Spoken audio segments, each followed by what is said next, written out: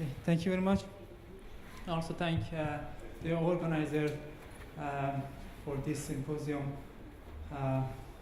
Professor Zhang, Professor Bukit, Professor Kerten. So, as the title of my talk says, I'm going to talk about this lath martensitic steel and intergranular quasi-cleavage. I put the quasi-cleavage in quote because, as you know, quasi-cleavage is not really cleavage fracture. So it's kind of a misnomer. So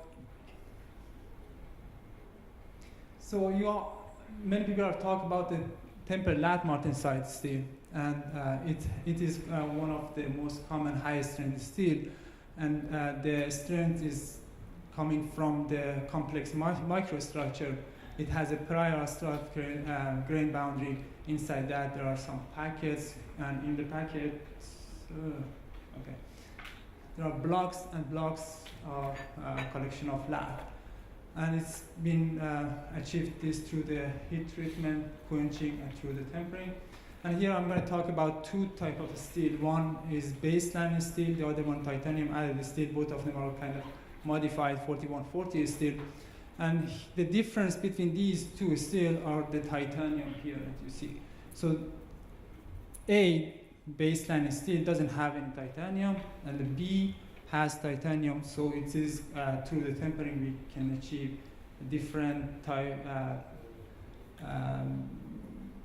concentration of basically the different type of titanium carbide, and so it is going to affect the mechanical property as we'll see. So as you know that hydrogen embrittlement is a big problem in tempered lath martensitic steel.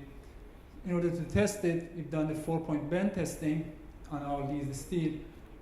So A, baseline steel, 500 tempered 550, it doesn't show that much difference between the material properties.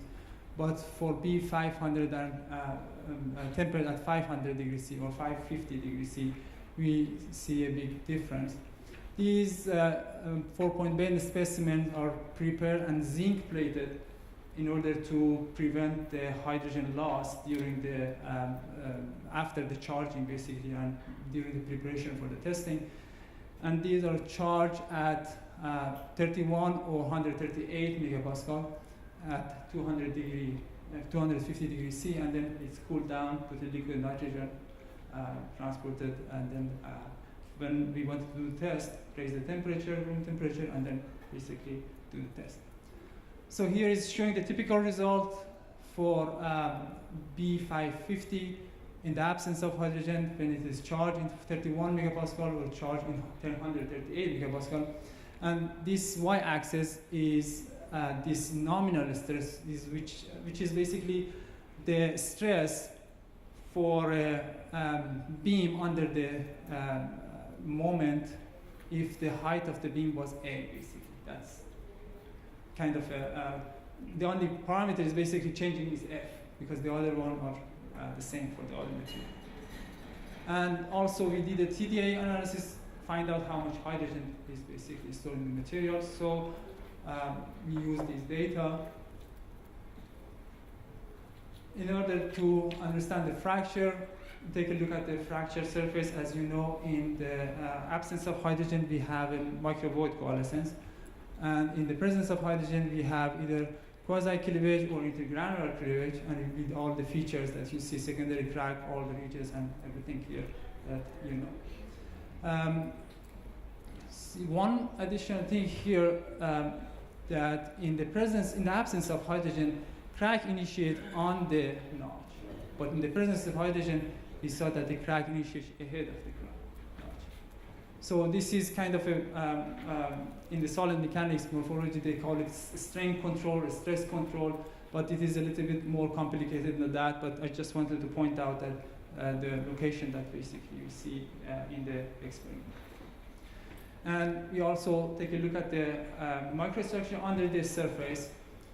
So this is taken from the Dr. Martin here from Professor Robertson group. They take a look. They pioneered basically this way to take a look at the microstructure under the surface.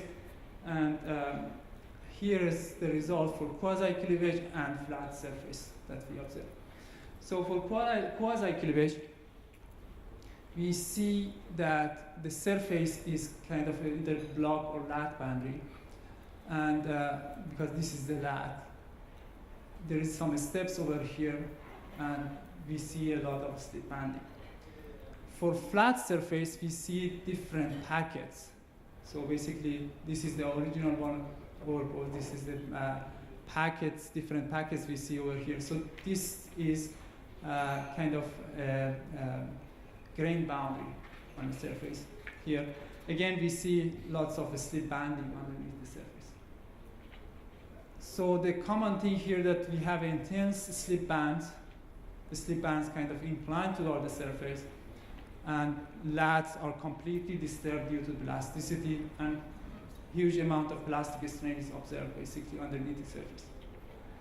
So to summarize the experimental observation, a high dislocation density within slip band under the surface, and we think that plasticity plays a significant role in generating these kind of surfaces. And we postulate that the dislocation transfer hydrogen to the surface and cause the local hydrogen to increase and basically the fracture initiate. And this is not just by this one, many you see all the list of the papers that basically have done similar analysis and seen some things the same. There is lots of plasticity underneath the surface. So in order to analyze that, based on the experimental observation, we have either intergranular or quasi-cleavage. So either the dislocations are impinging on the grain prior asteroid grain boundaries, either on the high angle boundary or on the cementite. So we know that this is high angle boundary, so it can basically stop transmission of the dislocations. For the quasi-cleavage, if it is blocks are high on the boundary, they can block the dislocation. Also, it can impinge on the cementite. But lath boundary are low angle boundary, so it can easily transmit resistance. But if there is a cementite here, it can stop this dislocation and essentially give us the crack initiation at the cementite.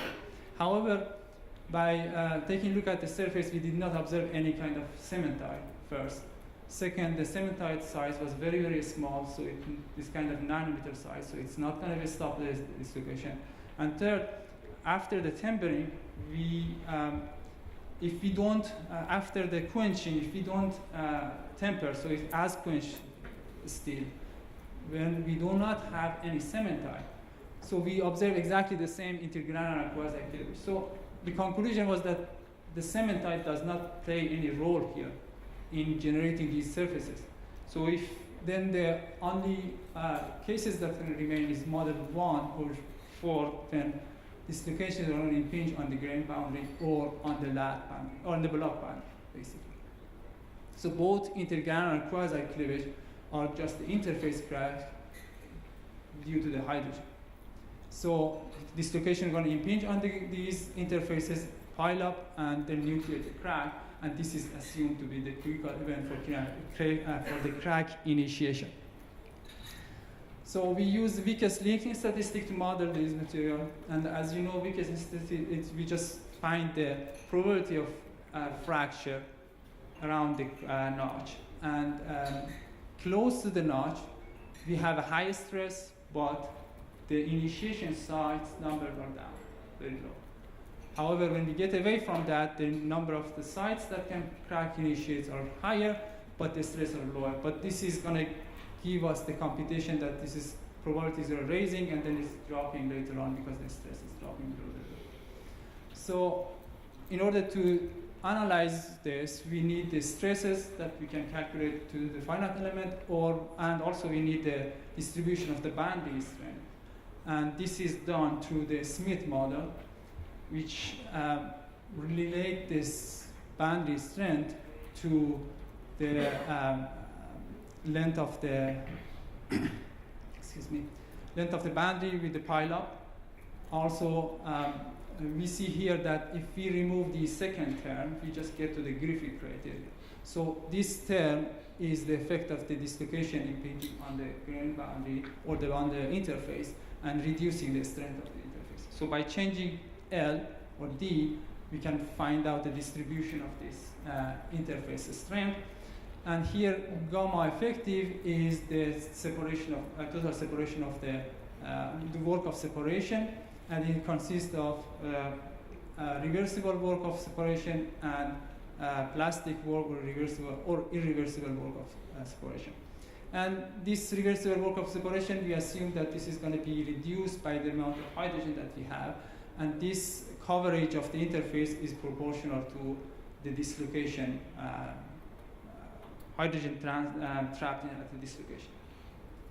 For the irreversible work, we resorted to Yockel, McMahon, and Wittek postulate or thesis that basically by reducing the amount of reversible work of separation or reducing the interface cohesive energy, that's going to reduce the amount of dislocation that's going to be emitted from the dislocation, from the crack. So as the crack weakens, as the hydrogen weakens the interface, the amount of dislocation that's basically emitted from the crack is going to be reduced as the work of separation is going to be reduced.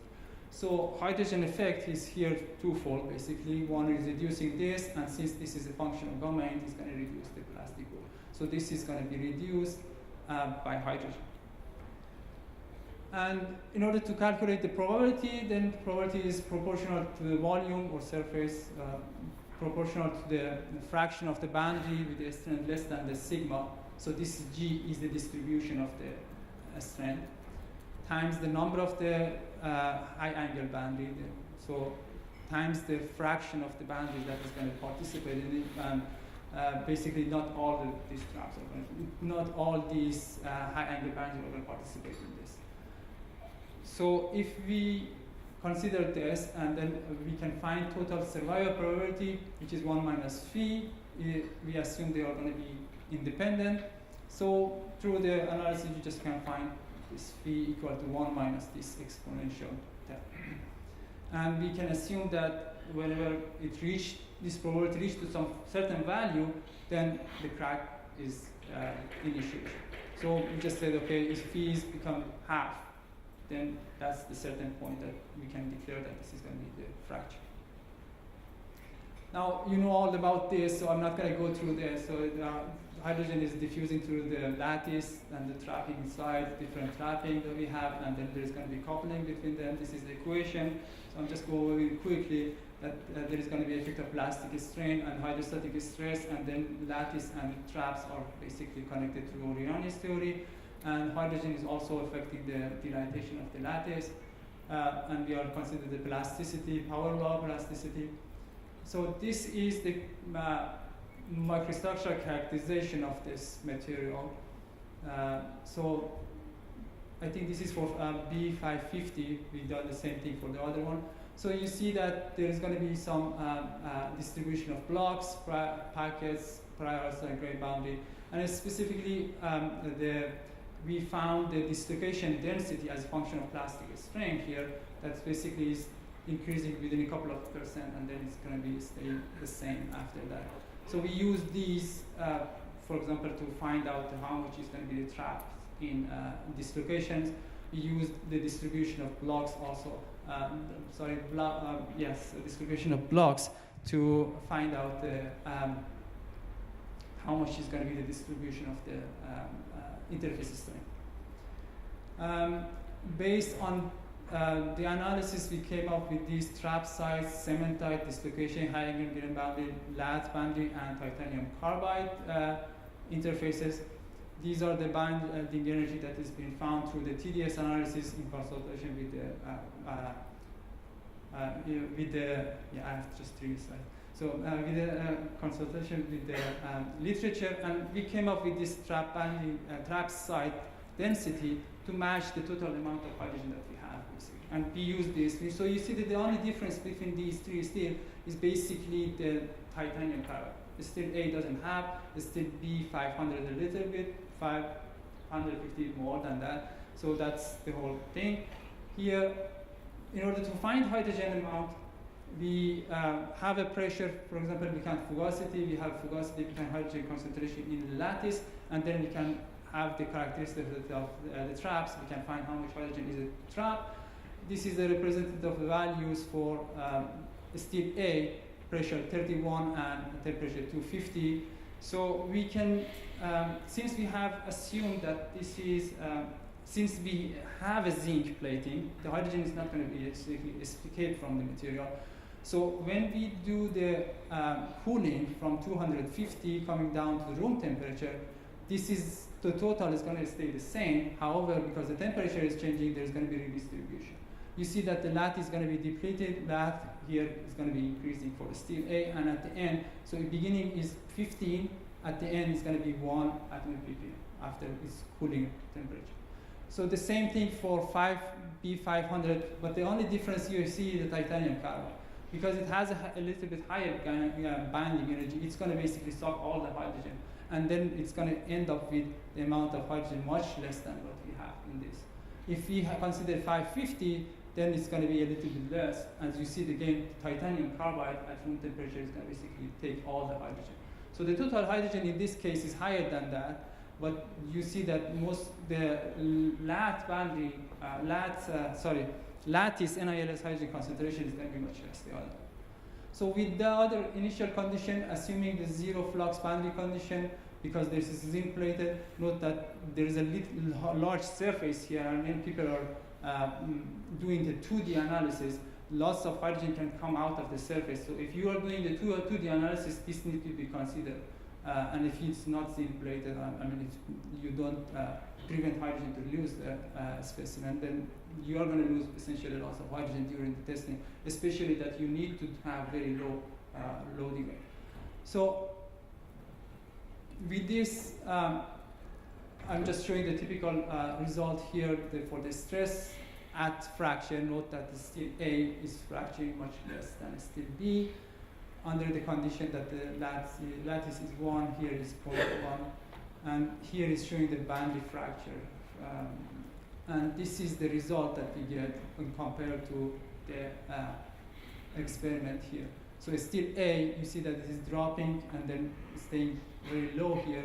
Steel B at 31 megapascal, it's much higher than this one, but again, when it is charged at very high pressure, it's almost getting to the same result that we have in steel A.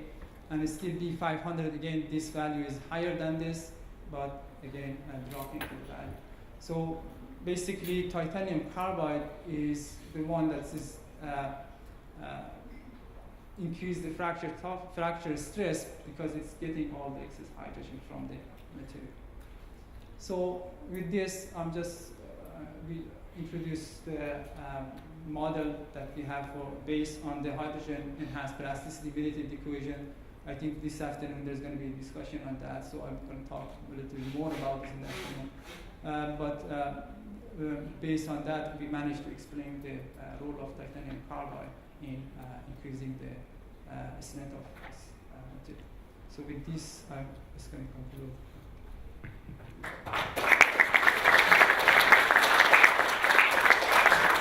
Thank you very much for the talk. There is time for 2-3 comments or questions.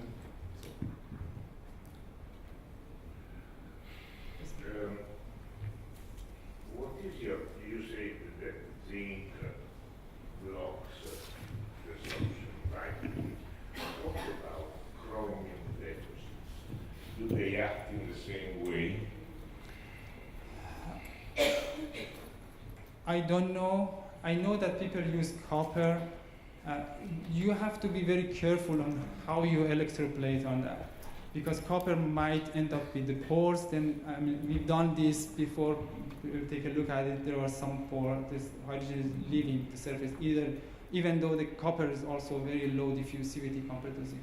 So this study is done by zinc. Again, we've tested. I mean, Akihide Nagao, basically from JFE, has done some tests with the zinc, and he took this material for 5 days, tested, and then he just loaded it to yield stress, again tested, no hydrogen loss by that. I don't know. Probably it is possible because it is low diffusivity, but how you want to plate it perfectly not to lose the material, I don't know. I can't say. Thank you.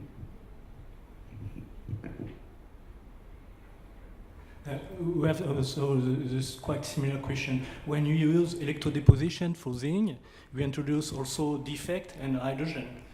It's You low. have checked that? It's low current first of all, and then after that we bake it.